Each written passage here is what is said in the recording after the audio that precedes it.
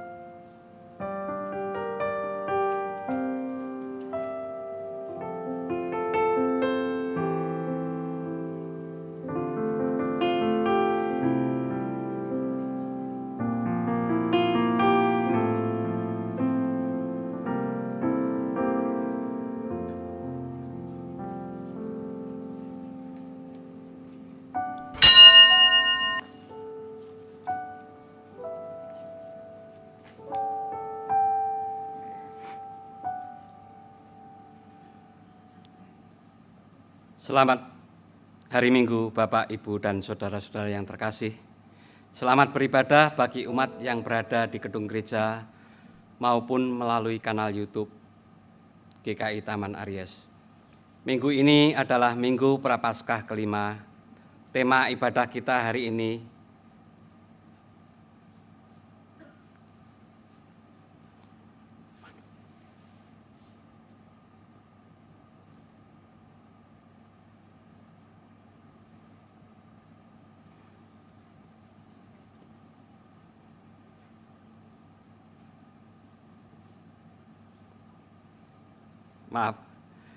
tema ibadah kita hari ini adalah memilih jalan kemuliaan.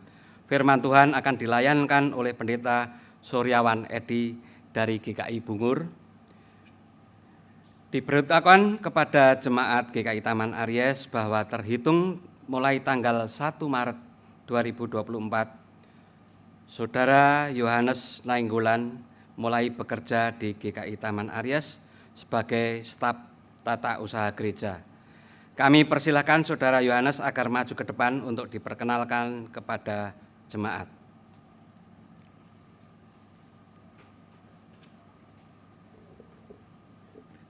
Selamat pagi Bapak, Ibu, Saudara-saudari. Perkenalkan, saya Johannes Nainggolan. Saya per 1 Maret kemarin jadi staf tata usaha GKI Taman Aries. Mohon bantuannya dari Bapak-Bapak, Ibu, Saudari untuk bekerja bersama saya. Terima kasih.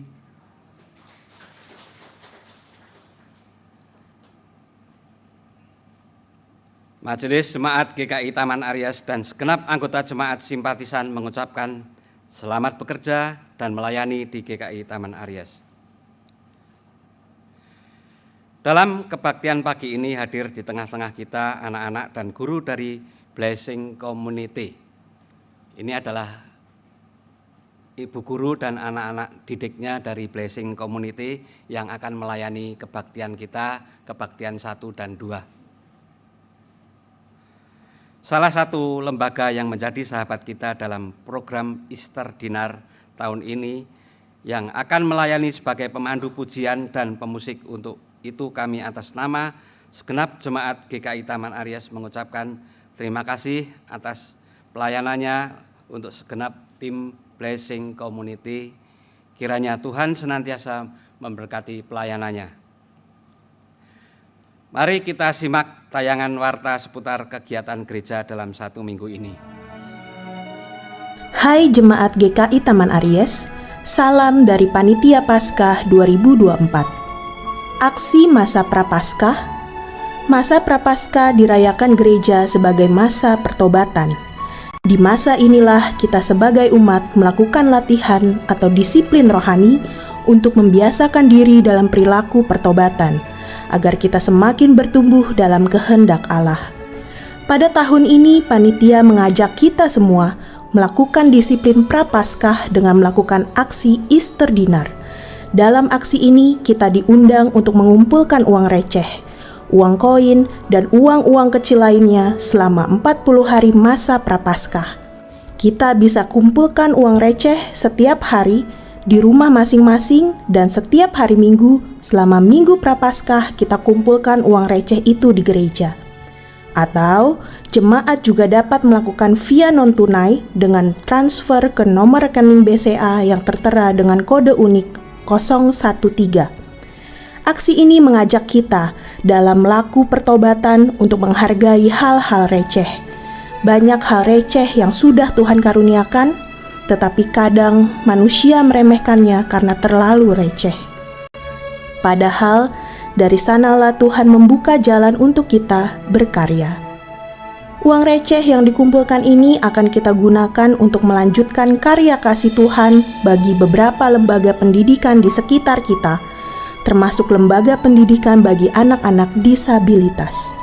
Maka aksi ini pun mengajak kita untuk berziarah dalam iman.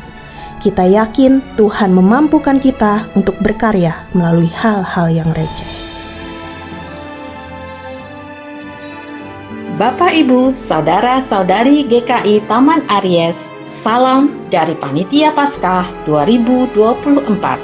Ibadah Kamis Putih dengan tema Mengukir Cinta dalam Kenangan akan dilayankan oleh Pendeta Emeritus Samuel Santoso pada tanggal 28 Maret 2024 pukul 19.30 di GKI Taman Aries. Mari kita persiapkan hati untuk menyambut ibadah Kamis Putih.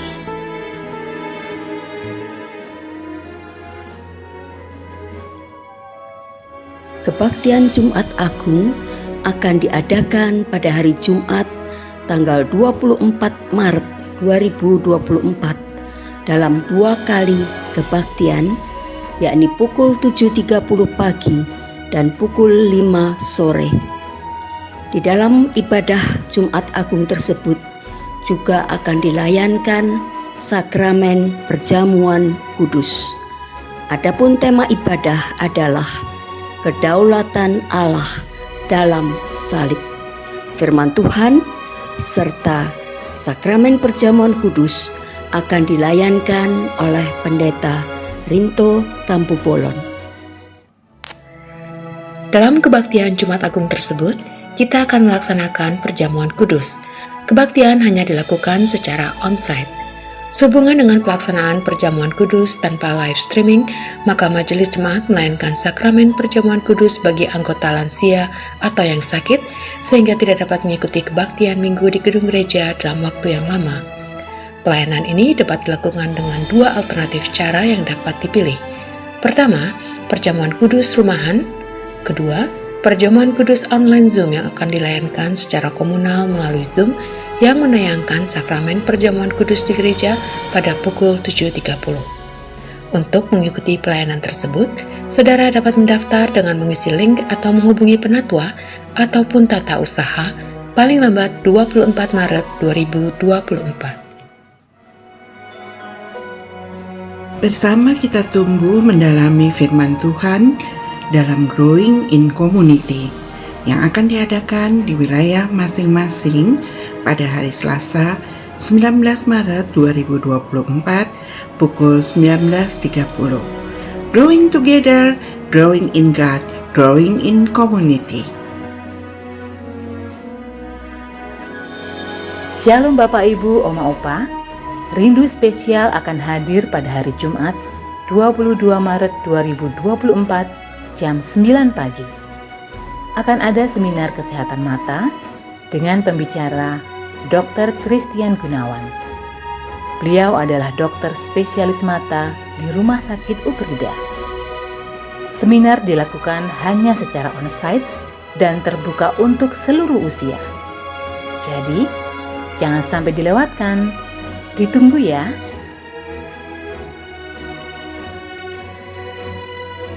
GKI Taman Aries bekerja sama dengan Palang Merah Indonesia akan mengadakan aksi donor darah pada hari Minggu 17 Maret 2024 pukul 9 pagi sampai pukul 12 siang bertempat di Klinik Pratama Karya Kasih. Mari kita menyatakan cinta kasih kita melalui aksi donor darah ini.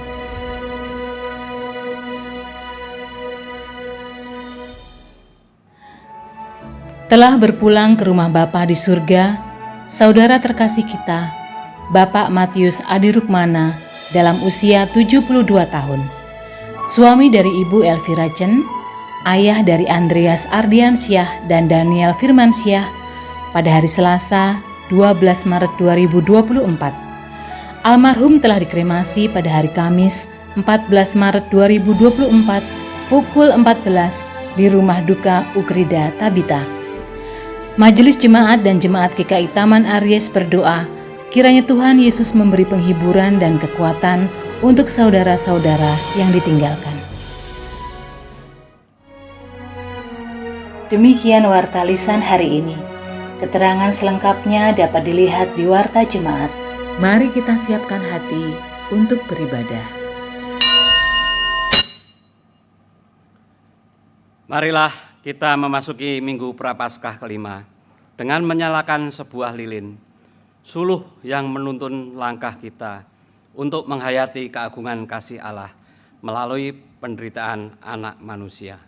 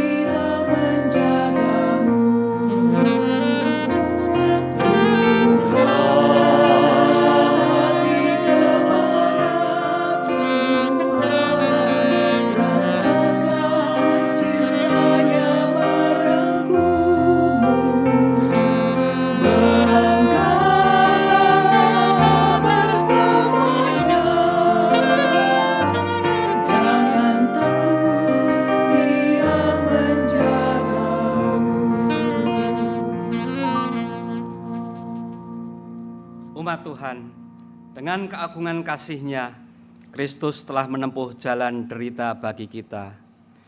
Marilah kita menghadap Dia, Sang Penebus mulia, yang memanggil kita datang beribadah kepadanya.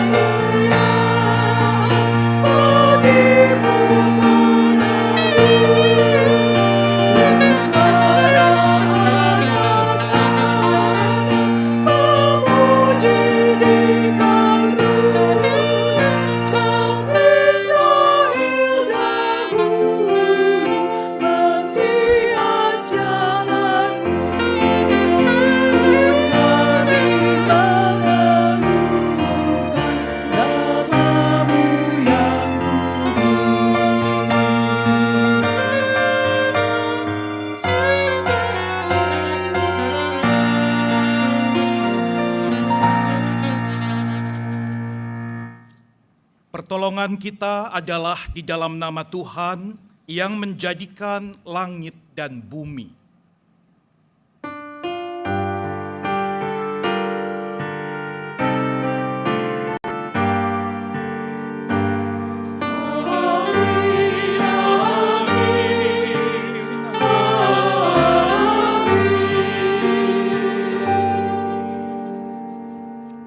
Tuhan beserta saudara. Dan beserta saudara juga.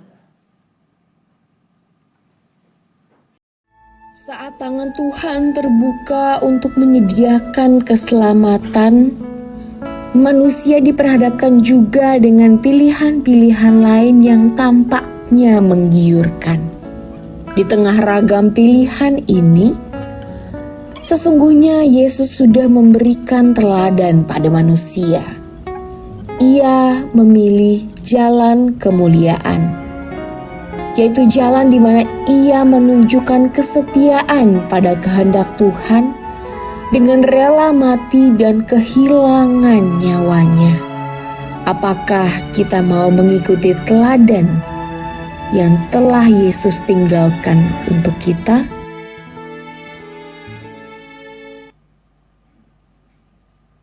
Umat yang terkasih, setiap hari kita dihadapkan dengan banyaknya pilihan, dari yang sederhana hingga hal-hal kompleks yang sulit untuk diputuskan. Pada Minggu Prapaskah kelima ini, kita semakin dekat dengan pengenangan akan peristiwa penderitaan dan kematian Yesus. Ia memilih untuk menjadi seperti biji gandum yang mati dan bersedia kehilangan nyawanya, bukan karena ia tidak berdaya, tetapi karena ia memilih setia kepada Sang Bapa. Apakah kita bersedia meneladani Yesus yang tetap taat dan setia akan pilihannya? Apakah kita mau bertanggung jawab atas segala pilihan hidup kita? Mari kita memeriksa diri kita sendiri di hadapan Allah dan datang dalam doa padanya.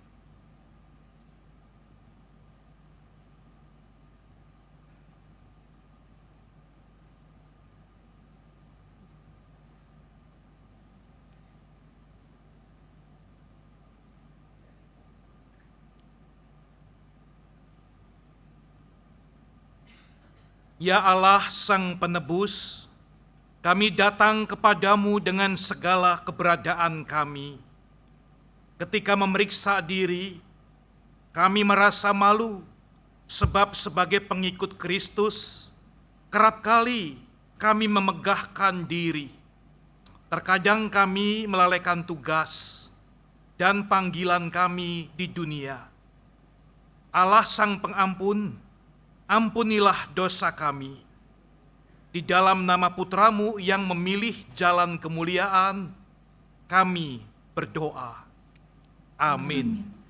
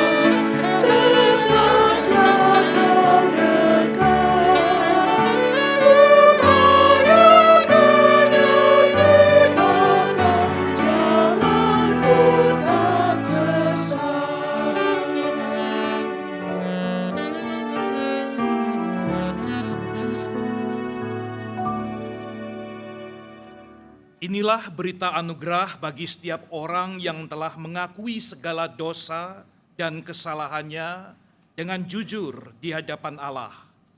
Roma pasal 6 ayat 17 dan 18 mengatakan demikian. Namun syukur kepada Allah, dahulu memang kamu hamba dosa, tetapi sekarang kamu dengan segenap hati telah menaati pengajaran yang telah diteruskan kepadamu. Kamu telah dimerdekakan dari dosa dan menjadi hamba kebenaran. Di dalam Kristus, engkau telah diampuni. Damai Kristus bagimu.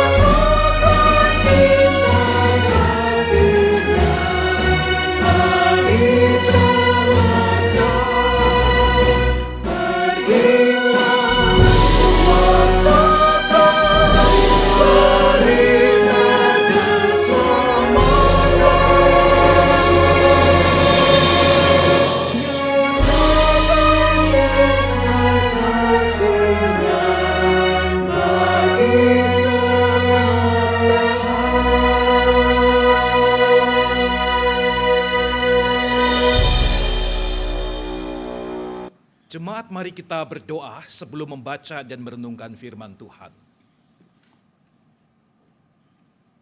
Kami bersyukur ya Bapa, karena kami boleh duduk tenang di hadirat Tuhan mendengarkan firman-Mu. Dan kami percaya bahwa ketika kami sudah mendapatkan firman itu, maka hidup kami akan dipuaskan, diperbaharui dan dirubahkan. Sehingga kami sanggup untuk melanjutkan perjalanan ini berkarya bagi Tuhan. Bahkan kami menghidupkan berita Injil itu di dalam keseharian kami. Tolong kami semua Tuhan, Allah Roh Kudus yang bekerja pada saat ini, menopang kami sehingga kami terarah, terfokus hanya kepada Kristus Sang Firman. Dan kami memuliakan Bapa yang sangat mengasihi kami itu. Dengarkan doa kami Tuhan, tolong hamba-Mu dalam keterbatasannya ini, dan tolong umat-Mu ketika kami semua sedang mendekati Engkau dan di dalam Engkau ini. Di dalam nama Yesus Kristus, Tuhan dan Juru Selamat, kami berdoa. Amin.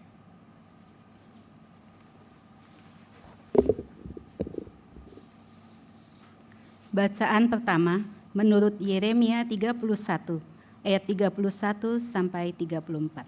Yeremia 31 ayat 31 sampai 34. Sesungguhnya akan datang waktunya, demikianlah firman Tuhan. Aku akan mengikat perjanjian baru dengan kaum Israel dan kaum Yehuda, bukan seperti perjanjian yang telah kuikat dengan nenek moyang mereka pada waktu aku memegang tangan mereka untuk membawa mereka keluar dari tanah Mesir. Perjanjianku itu telah mereka ingkari, meskipun aku menjadi tuan atas mereka. Demikianlah firman Tuhan. Tetapi beginilah perjanjian yang kuikat dengan kaum Israel sesudah waktu itu. Demikianlah firman Tuhan. Aku akan menaruh Tauratku dalam batin mereka dan menuliskannya pada hati mereka. Aku akan menjadi Allah mereka, dan mereka akan menjadi umatku. Tidak perlu lagi orang mengajar sesamanya atau saudaranya dengan mengatakan, "Kenalah Tuhan," sebab mereka semua, besar kecil, akan mengenal aku. Demikianlah firman Tuhan, karena aku akan mengampuni kesalahan mereka dan tidak mengingat lagi dosa-dosa mereka. Demikianlah sabda Tuhan.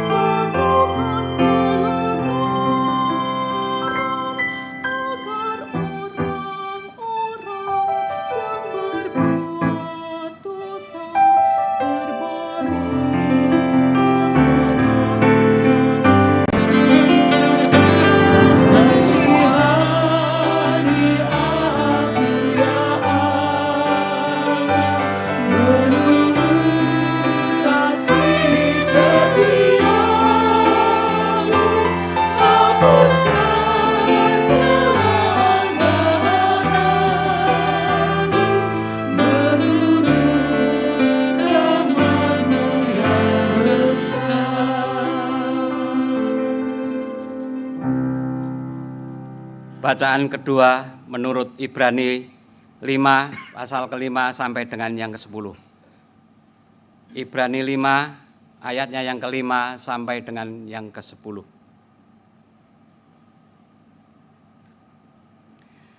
Demikian pula Kristus tidak memuliakan dirinya sendiri dengan menjadi imam besar, tetapi dimuliakan oleh Dia yang berfirman kepadanya, "Engkaulah anakku, pada hari ini engkau kunyatakan sebagai anak." Sebagaimana Allah berfirman dalam nas yang lain, engkau adalah imam untuk selama-lamanya menurut aturan Melkisedek. Dalam hidupnya sebagai manusia, ia mempersembahkan doa dan permohonan dengan ratap tangis dan air mata kepada Dia yang sanggup menyelamatkannya dari maut, dan karena kesalehannya ia telah didengarkan. Sekalipun ia adalah anak, ia telah belajar taat dari apa yang telah dideritanya. Dan sesudah ia disempurnakan, ia menjadi sumber keselamatan yang abadi bagi semua orang yang taat kepadanya. Dan ia dipanggil menjadi imam besar oleh Allah menurut aturan Melkisedek. Demikian sabda Tuhan. Syukur kepada Allah.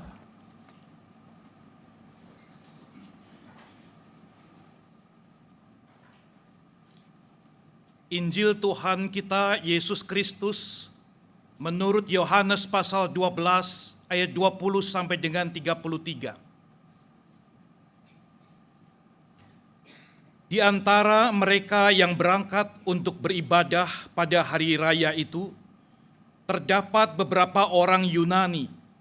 Orang-orang itu pergi kepada Filipus yang berasal dari Betsaida di Galilea, lalu memohon kepadanya, "Tuan, kami ingin melihat Yesus."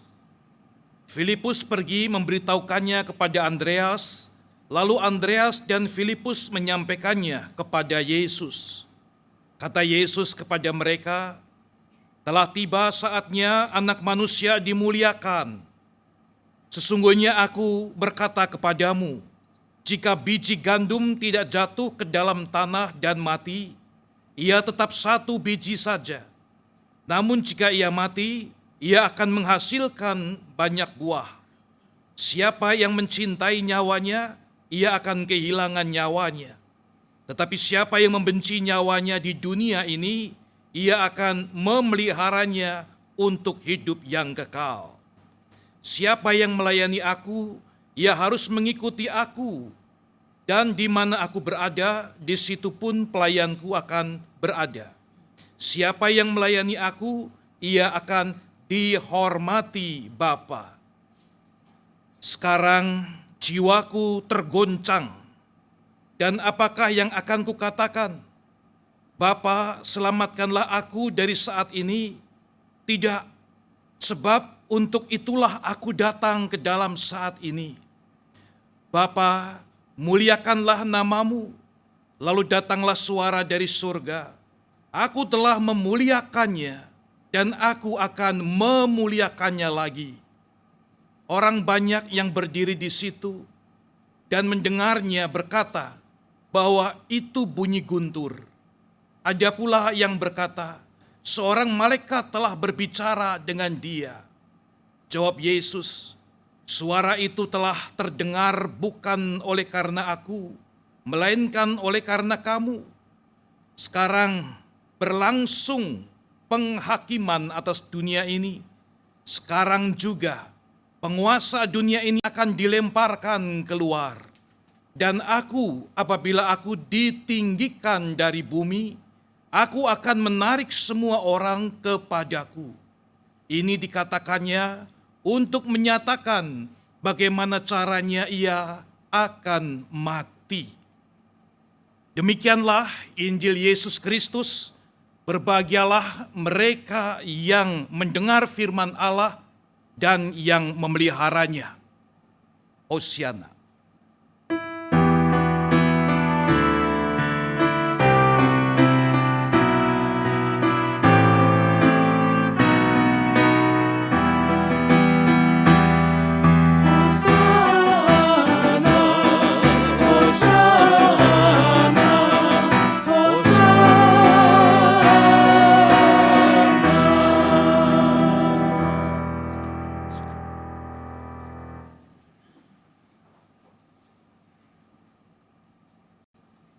Jemaat yang dikasihi oleh Tuhan Yesus, selamat pagi, salam sejahtera, shalom semuanya. Pada saat ini kita kembali diajak untuk berbicara, merenungkan, dan tentunya nanti bisa memilih dengan benar menyenangkan hati Allah. Nah, saudara sekalian, ketika kita berbicara tentang pemilihan atau memilih, itu adalah suatu urusan yang setiap hari kita jumpai dan kita lakukan. Kalau hari ini Bapak Ibu ada duduk di sini ikut kebaktian, itu berarti kita semua sudah memilih. Bapak Ibu sudah memilih untuk kebaktian jam ini, di tempat ini, pakai baju ini. Bahkan saudara sekalian sudah memilih setelah kebaktian ini mau kemana, mau makan apa, mungkin itu pun sudah di dalam perhitungan, pertimbangan, dan pilihan kita. Jadi saya mau mengatakan Bapak Ibu Saudara sekalian tidak asal pilih tentunya. Semua sudah dipertimbangkan. Tidak ada di sini yang memilih secara sembarangan. Memilih suka-suka aja, memilih dengan pertimbangan yang panjang. Atau dengan kata lain, tidak ada yang cincai. Ya, tahu ya Bapak Ibu cincai ya? Tahu ya, cincai. Nah, cincai ini memang agak sulit artinya apa. Tapi saudara sekalian, orang-orang bisa memahami cincai ini artinya tidak suka-suka, tidak sembarangan, tidak asal-asalan gitu ya. Tapi semua sudah dipertimbangkan dengan baik ya. Kalau kita bicara tentang makan, bolehlah cincailah makan apa. Kalau kita mau jalan-jalan kemana, cincailah saya ikut. Kalau mulai pilih duren, nah ini nggak cincai Bapak Ibu, kita pilih-pilih nih. Karena duren mahal juga kan ya, kalau salah pilih repot. Kalau kita mau pilih kerjaan, lebih lagi, nggak cincai dong. Ya, pilih jodoh, mana mungkin cincai. Pilih mantu, wah itu repot sekali, nggak bisa cincai. Ya, jadi cincai tidak bisa dilakukan begitu saja. Kita tidak bisa mencincailah sesamamu. Betul? Karena kita harus mencintai sesamamu, bukan mencincailah sesamamu. Nah saudara sekalian, pilihan siapa yang akan ku percaya, pilihan jalan ke dunia atau ke surga, itu lebih-lebih lagi tidak bisa cincai. Oleh karena itu saudara sekalian, dalam perjalanan hidup ini, pilihan harus serius. Tuhan sudah melakukannya. Tuhan Yesus tidak cincai dalam memilih. Beliau serius dan penuh tanggung jawab. Selama 6 hari di Betania, Yesus menikmati kebersamaan dengan sahabat-sahabatnya. Dia bisa kumpul, bisa bicara, bisa share. Dan dia juga menikmati banyak hal yang terjadi. Misalnya bagaimana Lazarus itu dari 4 hari mati dikubur, lalu dipanggil keluar bangkit. Betapa banyak orang memuji-muji dia, mengagungkan dia, menjadi pengikut dia. Wah itu kalau di medsos followernya jadi banyak sekali saudara. Orang mati dihidupkan. Yesus bisa pilih, saya tinggal di Betania saja. Ya, saya pilih jalan ini sudah mulia kok, cukup sampai di sini. Tapi yang terjadi saudara, Yesus justru dia tidak lakukan itu. Di dalam kemahatauannya yang ilahi, bergumul menyatu di dalam kemanusiaannya juga, beliau tahu jelas. Di depan perjalanan berikutnya, Yerusalem, wah ini luar biasa. Via Dolorosa, jalan sengsara, mati disalibkan, itu bukan suatu pilihan yang bagus tentunya. Dia harus disiksa, binas mati, kemudian Tuhan setelah itu bukan mendapat aplaus. Enggak saudara, masih difitnah, ini penjahat, ini penyesat. Nah saudara sekalian, siapa yang mau pilih jalan seperti ini? Alkitab menjelaskan perasaan Yesus dan pergumulan itu. Di dalam firman Tuhan tadi dikatakan, sekarang jiwaku tergoncang. Nah, di dalam terjemahan yang lain, jiwaku terharu. Jadi terharu atau tergoncang yang benar, saudara sekalian. Ya, jadi saudara sekalian, saya mencoba menyelami kedalaman pergumulan ini. Bapak Ibu sedikit share saja tentang kata tergoncang atau terharu. Itu di dalam bahasa aslinya adalah taraso. Ini bukan mau pamer bahasa Yunani saudara, tapi ada hubungannya. Taraso. Jadi Bapak Ibu kalau ke rumah makan Padang, kasih nama taraso itu artinya benar-benar terasa gitu. Nggak ecek-ecek punya gitu. Ini betul-betul hidangan asli, ya kan? Taraso ini saudara sekalian artinya itu hatinya itu kayak dipelintir-pelintir, diremes-remes. Kalau kayak air dikoncang-koncang, dikocok-kocok begitu. Jadi nggak tenang, nggak damai, takut, khawatir. Injil sinopsis yang lain sampai memberikan komentar yang mirip-mirip. Masuk di Getsemani, wah dia berdoa luar biasa. Lukas menjelaskan titik-titik keringatnya itu darah, seperti darah. Matius menjelaskan, aku seperti mau mati rasanya. Itu saudara, pergumulan seperti ini loh. Saudara, ketika saudara dan saya mesti memilih, saya kira kita belum sampai ke level seperti ini, taraso. Ya, tapi Kristus mengalaminya dan Kristus akhirnya memilih jalan kemuliaan tanpa paksaan, tidak dikondisikan, tidak dibujuk, tidak diiming-iming. Dengan penuh kesadaran Kristus memilih. Kenapa demikian saudara? Ayat yang ke-28 tadi jelas sekali. Statement Kristus mengatakan, Bapa, muliakanlah namamu. Jadi Kristus menghubungkan pemilihan-pemilihan, pergumulan-pergumulan, keputusan-keputusan selalu dengan kemuliaan Bapanya yang di sorga. Bapa, berat ini, bergumul ini, taraso ini, betul-betul ini. Mau mati rasanya. Tapi, muliakanlah namamu. Artinya Kristus sudah memilih. Yang terpenting dalam hidup ini adalah memuliakan nama Bapa.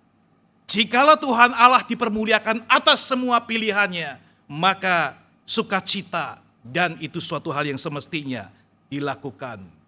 Bahkan Kristus memahaminya kehendak Bapa dengan mengatakan di ayat 24, sesungguhnya aku berkata, jika satu biji gandum itu tidak jatuh ke tanah lalu mati, maka dia tidak akan pernah tumbuh lalu berbuah. Saudara, kita membayangkan itu biji gandum memang berpotensi, tapi kalau taruh begitu aja sampai membusuk lalu dibuang, dibakar jadi sampah, tidak ada gunanya. Kristus tahu hidup ini ada satu kali, hidup ini adalah menyenangkan hati Tuhan, hidup ini dalam rancangan Allah Bapa, hidup ini mesti dipertanggungjawabkan dengan baik. Jadi dia memilih jalan kemuliaan walaupun dia harus menderita. Bapak Ibu dikasih Tuhan Yesus, selanjutnya giliran saudara dan saya. Kristus punya giliran sudah selesai sampai di sana. Nah sekarang giliran saudara dan saya. Apakah saudara juga akan memilih jalan kemuliaan? Bagaimana saudara memilih jalan kemuliaan?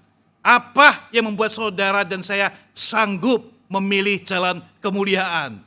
Ada 3 hal yang saya mau sharingkan pada pagi hari ini. Yang pertama, Bapak Ibu Saudara sekalian, yang namanya kemuliaan Allah, jalan kemuliaan Allah itu selalu muncul di dalam kesetiaan. Di dalam suatu kesetiaan total, maka kemuliaan Allah itu akan muncul. Bagi dunia yang hari ini cepat sekali berjalan, maju dan smart, maka pilihan manusia adalah pilihan yang tidak seperti versinya Tuhan Yesus. Versi kemuliaan yang dipilih Yesus itu versi kebodohan. Orang smart, orang pinter, orang yang lajunya cepat, tidak mungkin seperti dia. Ya, nah saudara sekalian, Kristus dan justru kita anak-anak Tuhan berbeda melihatnya, bukan? Kita melihat kesetiaan justru akan melampaui dunia ini. Kesetiaan justru Tuhan sudah buktikan menghadirkan kemuliaan Allah. Saudara, Kristus tidak pernah merubah keyakinannya, pilihannya, walaupun bergumul seperti apapun juga. Karena dia tahu kesetiaan itulah kemuliaan Allah dihadirkan. Bapak Ibu, satu kali ada seorang konglomerat ya.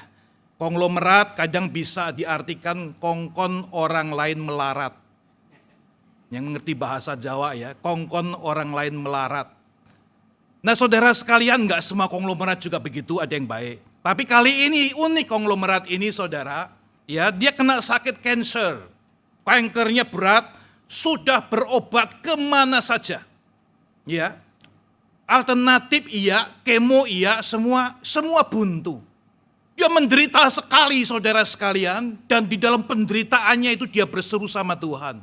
Dia mengatakan, Tuhan tolong kasihani saya Tuhan. Kalau saya sembuh dari cancer ini, maka 50% sebagian dari harta milik saya, ku persembahkan untuk Tuhan. Wah saudara, 50% harta dipersembahkan untuk Tuhan, gak main-main ya. Sembuh gak Bapak Ibu? Tanya nih, sembuh gak? Menurut Bapak Ibu kalau sudah 50% sembuh gak? Emang Tuhan bisa ditawar kayak gitu ya? Sembuh Bapak Ibu. Wah ini ajaib. Tuhan sembuhkan secara luar biasa. Dia sembuh total, pulang rumah, sehat walafiat. Gereja Tuhan dan pendeta mendengar proses pergumulan ini. Menanti 6 bulan lamanya. Mana itu ada persembahan enggak ya? Minimal kan ada syukuran. Kita enggak ngarepin sih 50% enggak. Tapi adalah syukuran kan. Saudara enggak kunjung tiba 6 bulan enggak muncul-muncul. Lalu kemudian pendeta memang relasi cukup baik. Datang kemudian bertanya, nah gimana? Apakah ada ungkapan syukur? Lalu waktu disembuhkan Tuhan hari itu sempat mengatakan kan 50% sebagian harta untuk Tuhan. Bagaimana Pak? Kemudian Pak konglomerat itu kemudian mengatakan, hah? Aku ngomong gitu ya? Bisa gitu Bapak? Aku ngomong begitu ya? Pendeta bilang, iya Pak, Bapak ngomong demikian. Masa sih? Iya kan, buktinya Bapak sembuh juga kan? Oh, itu mungkin waktu saya sakit parah luar biasa itu, saya tuh sampai nggak tahan menjerit sama Tuhan. Di dalam ketidaksadaran saya berseru 50% untuk Tuhan. Jadi itu tidak sadar. Saudara yang dikasih Tuhan Yesus, saya hanya memberitahukan bahwa inilah dunia yang mudah sekali berubah-ubah dan tidak lagi menghargai kesetiaan. Kristus setia, maka kemuliaan Bapa nyata. Hidupnya pun menyatakan kemuliaan itu. Orang-orang yang tidak setia, jangankan kemuliaan, respek saja nggak bisa dipegang saudara. Tidak ada penghargaan dan itu semua. Bapak Ibu, ketika saudara dan saya memilih jalan kemuliaan, walaupun itu penuh dengan harga yang mesti dibayar, ingat Allah dipermuliakan ketika saudara dan saya justru setia. Hal yang kedua saya akan sharingkan adalah jalan kemuliaan ini menghadirkan kemuliaan Allah yang luar biasa justru dalam suatu proses pergumulan dengan Allah. Jadi enggak ada saudara langsung bypass atau kemudian tidak mengalami proses tahu-tahu bisa begitu. Proses yang bersama dengan Allah bergumul luar biasa, di situ saudara dan saya akan dimampukan untuk menjalani jalan kemuliaan itu. Dan di situ Tuhan dipastikan akan hadir kemuliaannya. Saudara yang dikasih Tuhan Yesus. Satu kali ada seorang bernama George Muller. George Muller. Beliau melayani di panti asuhan di Bristol, Inggris. Nah, satu kali masa sedang susah, masa paceklik, masa kekurangan, makanan juga kurang, dananya juga kurang.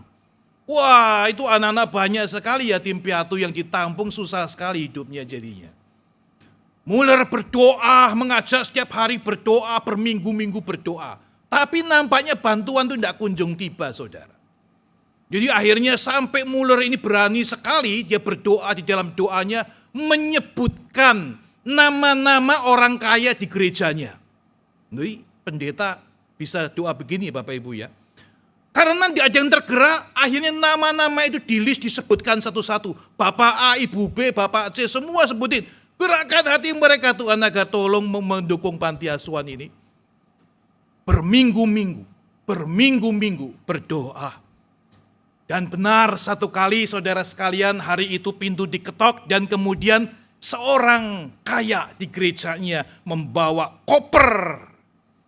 Dan mengatakan, Pak George Muller, saya tergerak untuk memberikan persembahan mendukung panti asuhan ini. Kemudian uang itu dibuka. Saya membawa begitu banyak, mungkin ini cukup. Ketika dilihat saudara, itu uang pound sterling semua, banyak sekali satu koper. Diserahkan kepada George Muller. George Muller memegang uang itu, langsung dia bergetar saudara. Kenapa bergetar? Karena dia tiba-tiba merasa, jangan-jangan ini enggak benar ini. Bapak itu mengatakan, uang ini untuk kebutuhan, tidak usah dihabiskan semua. Depositkan ke bank, nanti Bapak bisa panti asuhan jalan terus dengan baik. Wah, dia semakin gemetar. Kemudian dia mengatakan, boleh enggak Pak? Boleh enggak Pak? Saya diberi waktu 1 minggu sekali, 1 minggu lagi. Saya mau berdoa dulu, saya mau memikirkan, menggumulkan. Apakah mau pilih terima uang ini atau enggak? Saudara, Bapak itu bingung. What's wrong with you? Kamu lagi sakit ya? Lagi butuh, lagi perlu kok jadi begini? Apa-apaan? George Muller mengatakan, Pak, saya itu mendoakannya berminggu-minggu. Dan ketika berminggu-minggu berdoa, saya itu mengalami hadirat Tuhan. Saya mengalami sukacita bersama Tuhan. Yang tidak pernah saya alami ketika keadaan baik-baik saja dan lancar. Saya bergantung penuh sama Tuhan. Iman saya bertumbuh, rohani saya semakin kuat. Saya semakin mencintai Tuhan. Saya semakin berharap dan saya melihat kemuliaan Tuhan. Oh, Bapak Ibu, orang kaya itu melihat kemuliaan Tuhan dinyatakan di sana. Kemuliaan Tuhan dinyatakan di sana. Dan Tuhan tidak pernah tidak setia. Panti asuhan ini diberkati oleh Tuhan dengan prinsip yang seperti ini. Ya, bergumul, berproses bersama Tuhan. Pilihan yang diambil George Muller benar. Sampai hari ini sudah 10.000 orang anak kurang lebih yang dididik, dirawat melalui panti asuhan ini dan menjadi berkat bagi dunia. Nah, saudara yang kasih Tuhan Yesus, kita mari ketika kita memilih jalan kemuliaan, jangan hanya asal pilih, tidak bisa cincai. Kita mesti melihat proses itu indah. Anda akan mengalami kemuliaan Allah dan orang lain juga akan melihat kemuliaan Allah. Yang terakhir, saudara sekalian. Biasanya kata terakhir itu kayak embun segar gitu ya, menyejukkan jiwa gitu ya. Kemuliaan Allah muncul dalam penilaian yang benar. Penilaian yang tertinggi untuk jiwa dan kehidupan. Apa itu? Jadi saudara sekalian, bagaimana konsep nilai saudara? Bagaimana saudara melihat yang terpenting dan utama dalam hidup ini? Itu akan menghadirkan kemuliaan Allah. Bapak Ibu dikasih Tuhan Yesus, dalam dunia yang egosentris dan egois, siapa yang peduli sama orang lain? Hidup manusia bisa menurun sekali nilainya. Orang bisa tidak berarti, kehidupan bisa terlecehkan. Oleh karena itu saudara sekalian, materi dan semua kenikmatan bisa menjadi penguasa. Nah, dalam dunia semacam ini saudara dan saya mesti memilih. Pilihan apa yang kita lakukan? Kristus tadi sudah memberikan contoh dan teladan. Dia memilih untuk jalan kemuliaan karena dia melihat tidak mungkin manusia itu menyelamatkan dirinya sendiri. Jiwa-jiwa yang berharga itu yang diciptakan menurut gambar dan rupa Allah, semua bakalan binasa. Siapa yang peduli? Siapa yang bisa tolong? Nilai manusia, gambar rupa Allah itu tinggi, maka layak untuk mendapatkan kesempatan. Kristus datang ke dunia, lakukan pilihan untuk menyelamatkan melalui kematiannya di kayu salib. Itu nilai yang tertinggi yang diperjuangkan. Nah, saudara yang dikasihi Tuhan Yesus, Bapak Ibu yang mungkin sudah ada usia, maksudnya usianya cukup tinggi, bukan yang mungkin generasi Y atau Z gitu ya. Nah, saudara sekalian, pada tahun 80-90-an itu ada satu aktor bintang film Hong Kong ya yang terkenal seangkatan dengan Jackie Chan. Nah, Jackie Chan pasti tahu ya. Jackie Chan, Andy Lau, dan ini namanya Chow Yun Fat. Siapa Chow Yun Fat? Kalau susah bayangin, beliau mirip rambutnya dengan saya. Ya, potongan rambut dia tidak berubah, saya juga tidak berubah dari dulu sampai sekarang. Teman-teman saya sudah berubah potongan rambut, saya masih orisinil dari dulu begini Bapak Ibu. Saudara dikasih Tuhan Yesus, saya mau ngomong Chow Yun Fat, bukan ngomong saya ya. Chow Yun Fat, seorang bintang film Hong Kong yang merambah karirnya sukses sampai ke Hollywood. Itu tidak main-main. Dia mengumpulkan harta selama 30 tahun berjuang sampai sebesar 10 atau 11 triliun. Itu personal satu orang mengumpulkan bisa sampai 11 triliun Bapak Ibu. Tidak punya anak bersama istrinya, Jasmine Tan. Nah, saudara sekalian, jadi Chow Yun Fat mempunyai satu prinsip, dia katakan demikian ya prinsipnya. Bagaimanapun saya percaya saya datang ke dunia ini dengan tanpa membawa apa-apa. Ya, saya datang ke dunia ini tanpa membawa apa-apa. Tidak masalah jika saya pergi tanpa membawa apa-apa juga. Oh, keren ya Bapak Ibu ya. Saya datang ke dunia tidak membawa apa-apa dan tidak masalah jikalau saya pergi tanpa membawa apa-apa juga. Itu mirip yang di Alkitab kan. Ayub mengatakan dengan telanjang aku lahir, dengan telanjang aku pulang. Oke. Nah saudara, prinsip yang bagus ini apakah beliau bisa melakukan dalam kehidupannya? Lalu berita yang disampaikan di dalam media adalah satu kali dia menyumbangkan. Dia memilih untuk menyumbangkan hartanya yang 11 triliun itu kepada yayasan sosial sebagai dana amal, semuanya untuk itu. Nanti kalau mereka suami istri sudah meninggal dunia, ini harta 11 triliun untuk dana sosial, semuanya. Wah, luar biasa Bapak Ibu ya. Nah saudara sekalian, maka banyak orang yang terkagum-kagum kemudian bertanya, mewawancarai beliau. Kok bisa begitu? Kok bisa begitu? Apa yang membuat Anda begitu? Apakah prinsipnya tadi datang kosong, pulang kosong? Begitu. Rupanya Chow Yun Fat mengatakan demikian saudara. Sebenarnya saya memilih jalan ini bukan karena saya mau, kaget. Bukan karena saya mau. Saya tidak mau menyumbangkan uang saya. Itu uang perjuangan 30 tahun lamanya. Oke, katakanlah itu uang karir saya, sukses hidup saya.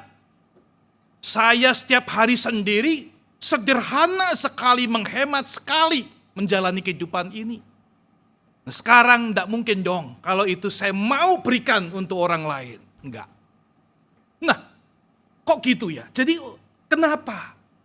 Chow Yun Fat melanjutkan, saya memilih jalan ini, melakukan ini karena permintaan istri saya, Jasmine Tan. Wah, luar biasa ya istrinya Bapak Ibu ya.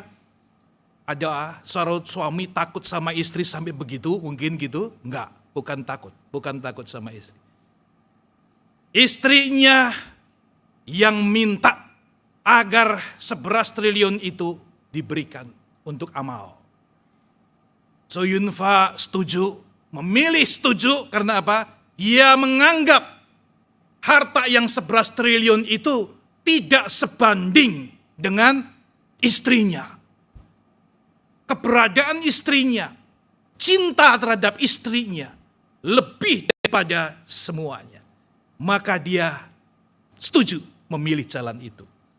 Wah, luar biasa Bapak Ibu ya, mendapat cinta yang demikian itu. Nah saudara, Kristus paham sekali isi hati Bapa. Hati Tuhan Allah adalah tidak ingin satu orang pun binasa.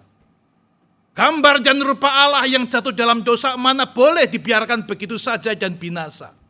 Maka disediakan jalan keselamatan. Dan caranya hanya dengan jalan kemuliaan, ditinggikan dari bumi, naik ke kayu salib, mati, bangkit kembali pada hari ketiga. Yaitu Yesus Kristus yang harus lakukan. Yesus paham sekali ada satu nilai yang diperjuangkan lebih daripada penderitaannya.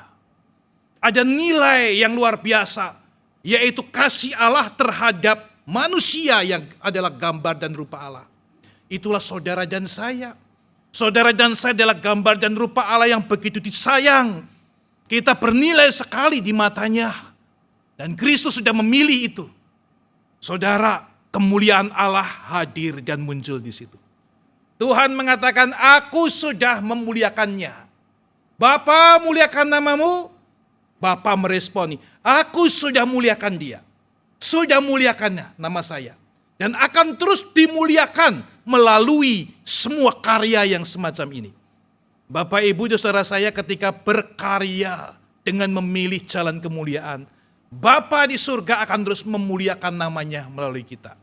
Apapun yang kita lakukan, dalam proses bersama Tuhan, dalam kesetiaannya kita, dan di dalam penilaian yang benar untuk Tuhan yang tertinggi. Untuk manusia yang dicintai Tuhan yang tertinggi itu. Maka saudara dan saya akan memuliakan Tuhan. Nah biarlah saudara sekalian, kita yang sederhana-sederhana ini, marilah seperti yang Kristus katakan. Satu biji gandum kalau tidak jatuh ke tanah, mati, tidak akan bertumbuh dan berbuah banyak. Saya dan saudara hanya satu biji yang kecil, yang tidak bernilai.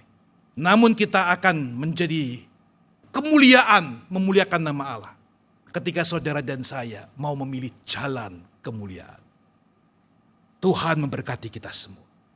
Mari kita masuk dalam saat teduh, saat hening.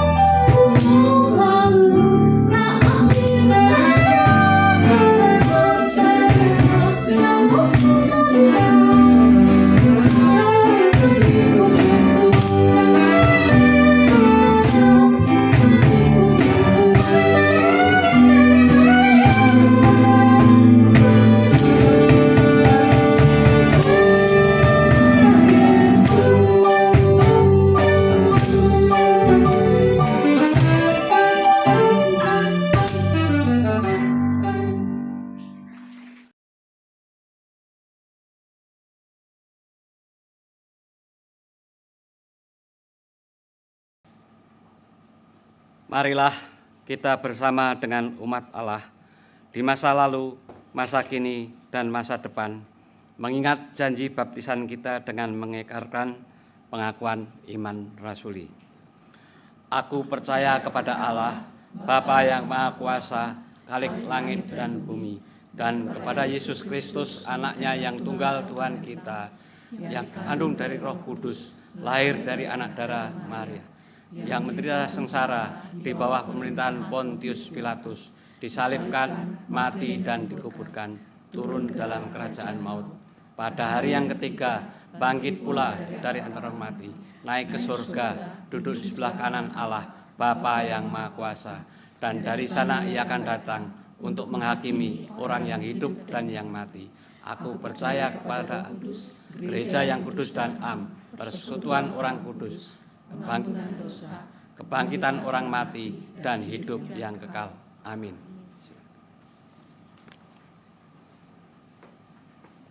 Jemaat Tuhan, mari kita bersama menaikkan doa permohonan, doa syafaat kita. Bapa di surga, terima kasih untuk kasih karunia, berkat, kesempatan demi kesempatan, sehingga kami boleh diberi kesempatan menjalani jalan kemuliaan. Kami memohon Tuhan di awal doa syafaat kami, agar setiap kami umat-Mu ini bisa memahami, mendapat kekuatan, menjalani jalan kemuliaan ini. Sehingga nama Tuhan dipermuliakan, kerajaan surga dihadirkan, nama Tuhan dimuliakan, dan umat, bahkan orang-orang di sekitar kami mendapat berkat. Tuhan, kami juga berdoa, menyerahkan untuk anggota jemaat GKI Taman Aries yang sakit, yang lemah tubuh, yang sudah usia lanjut, yang terbatas, yang sedang bergumul, mereka yang mungkin juga sakit dirawat di rumah sakit, di rumah masing-masing, ataupun datang membawa kelemahan dan sakitnya di dalam ibadah ini.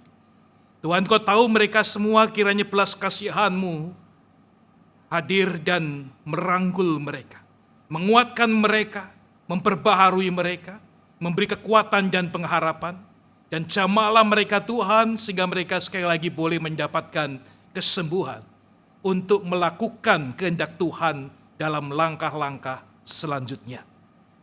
Tuhan, kami juga berdoa, menyerahkan untuk Panitia Paskah 2024 gereja-Mu ini. Tuhan, berikan hikmat kepada panitia, kesehatan, sukacita, damai sejahtera, terus mengawal mereka untuk mempersiapkan rangkaian acara ibadah Paskah yang menyenangkan hati Tuhan, yang memuliakan Tuhan, yang membawa kami sungguh-sungguh boleh diubahkan seperti Kristus. Tuhan berkati semua acara yang ada, Tuhan juga mencukupkan semua kebutuhan yang diperlukan. Kami mohon, ya Tuhan. Tuhan, kami juga berdoa untuk klinik Pratama Karya Kasih, agar itu menjadi perpanjangan tangan Allah, menjangkau, melayani, merawat jemaat dan warga di sekitar. Tuhan berkati tenaga medis yang ada, Tuhan mencukupkan kebutuhan yang diperlukan, dan Tuhan terus dipermuliakan melalui klinik ini. Dan Tuhan, kami juga menyerahkan bangsa negara kami Indonesia ke dalam tangan-Mu, dalam semua pergumulan-pergumulan yang menyertai kerinduan-kerinduan bangsa ini.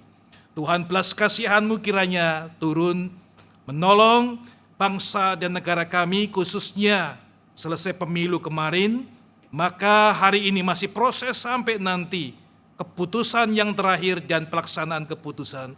Tuhan, berikan damai sejahtera. Tuhan, pemimpin dunia ini, Engkau pemimpin alam semesta, Engkau yang mengangkat raja-raja dan menurunkan raja-raja, Engkau yang memegang hati manusia. Tuhan, menolong bangsa negara kami. Pemimpin yang sungguh Engkau izinkan perkenan, itulah yang akan memimpin kami. Berkati masyarakat dan negara ini Tuhan. Dengarkan doa kami. Di dalam nama Yesus Kristus, Juru Selamat kami sudah berdoa. Amin.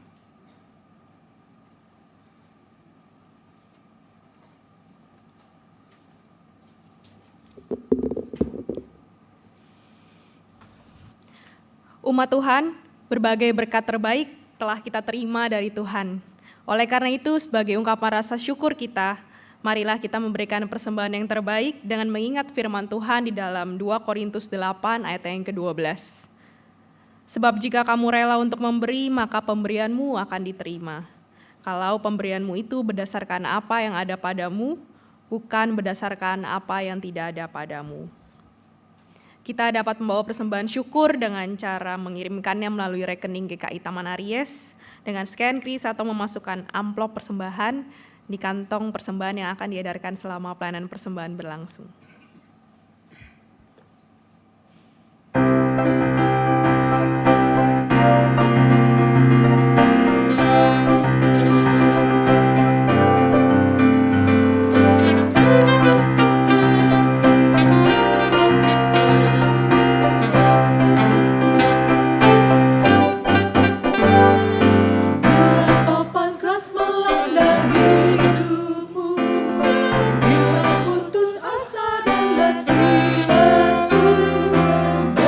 Tuhan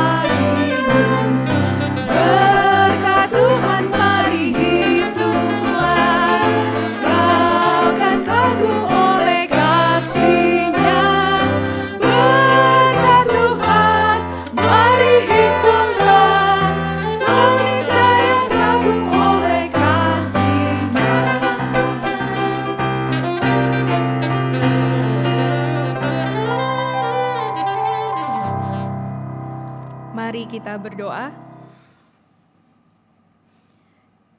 Ya Allah Trinitas, oleh karena perjalanan derita dan pengorbanan serta kematian Kristus yang mulia, kami dapat merasakan kasih-Mu. Ini kami ya Tuhan, dengan penuh ungkapan syukur kami datang membawa persembahan ini kepadamu. Kiranya Tuhan yang boleh berkenan atas persembahan ini, sehingga persembahan ini membawa dampak baik bagi sesama. Di dalam nama Tuhan Yesus Kristus, Sang Juru Selamat, kami berdoa. Amin.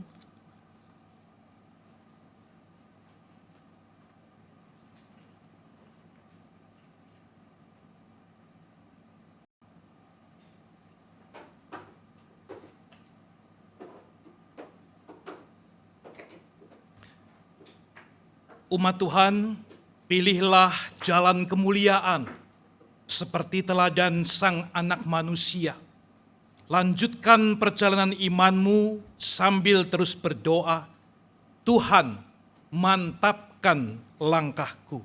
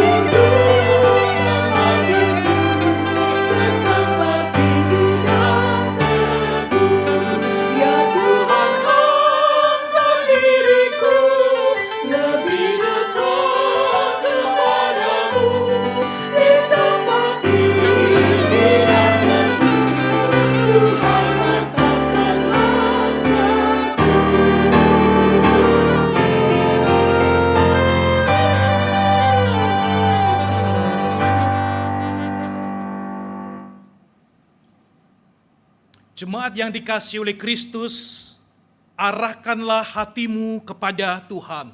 Kami mengarahkan hati kami kepada Tuhan. Jadilah saksi Kristus. Syukur kepada Allah.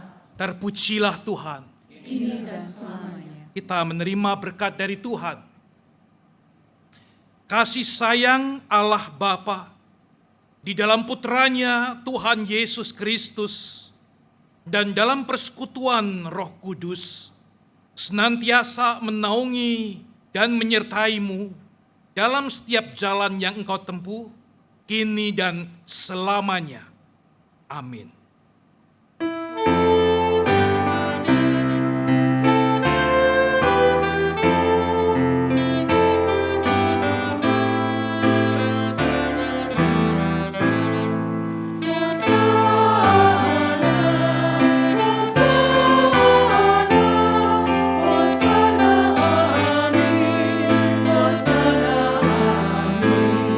Hosana,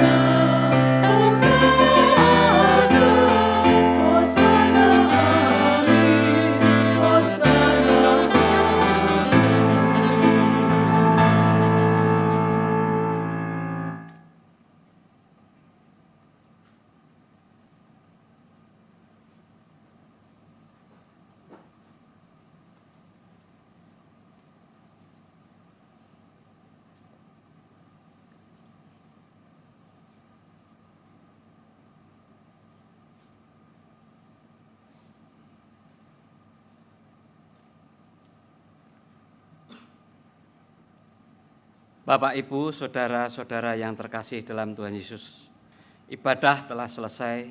Apabila Bapak, Ibu ingin mengenal lebih dalam Blessing Community, dapat dilihat melalui flyer yang akan kami bagikan. Kiranya firman Tuhan meneguhkan kita mau meneladani Yesus untuk bertanggung jawab atas segenap pilihan hidup kita. Selamat hari Minggu, Tuhan Yesus memberkati.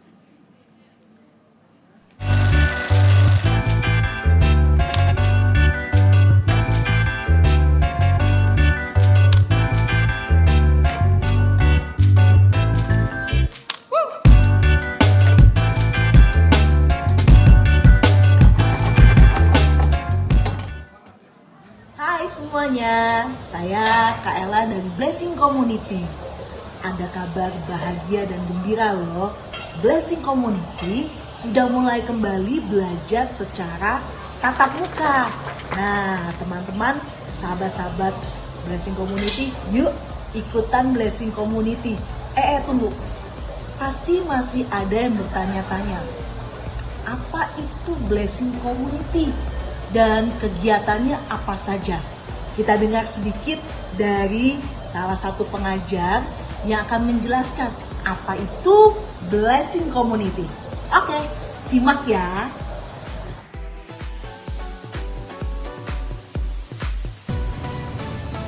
Saya Kak Jen akan coba menjelaskan apa itu Blessing Community.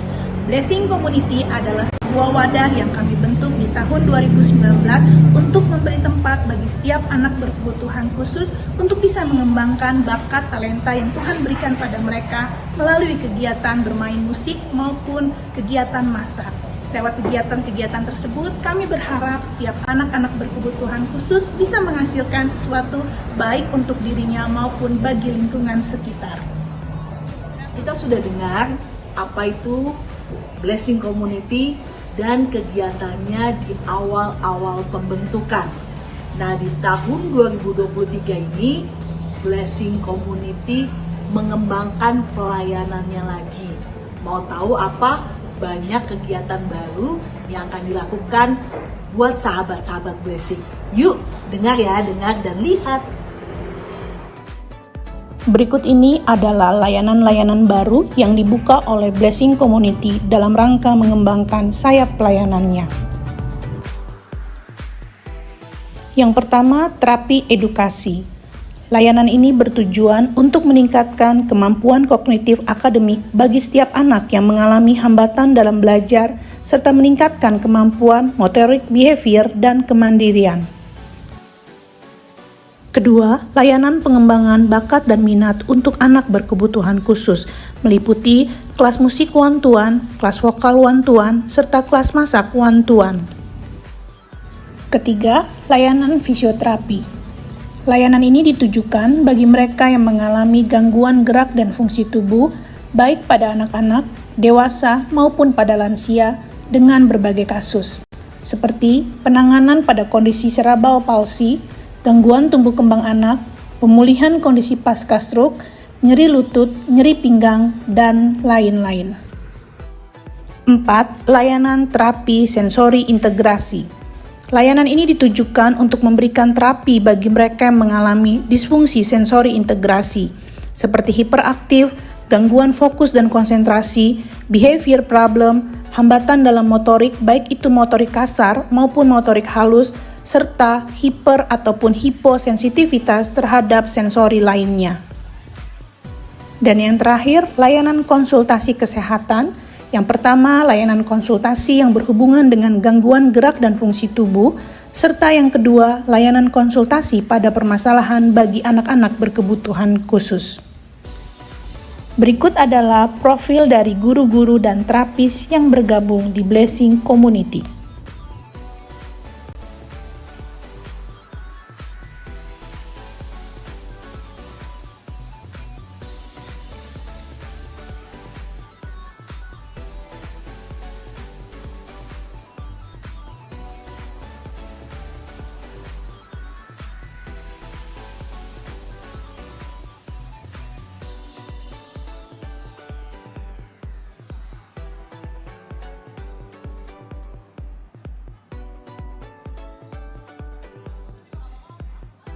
Itulah kegiatan Blessing Community di tahun 2023, selain kegiatan ensemble musik dan juga masak yang tetap dilakukan di tahun ini.